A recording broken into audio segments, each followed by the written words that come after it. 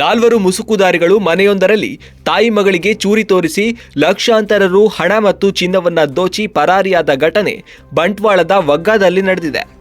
ವಗ್ಗಾ ಸಮೀಪದ ಅಂಚಿಕಟ್ಟೆ ಸಾಲುಮರ ತಿಮ್ಮಕ್ಕನ tree park ಮುಂಭಾಗದಲ್ಲಿರುವ fluorine Pinto ಅವರ ಹೊಸ ಮನೆಯಿಂದ ದರೋಡೆ ಮಾಡಲಾಗಿದೆ.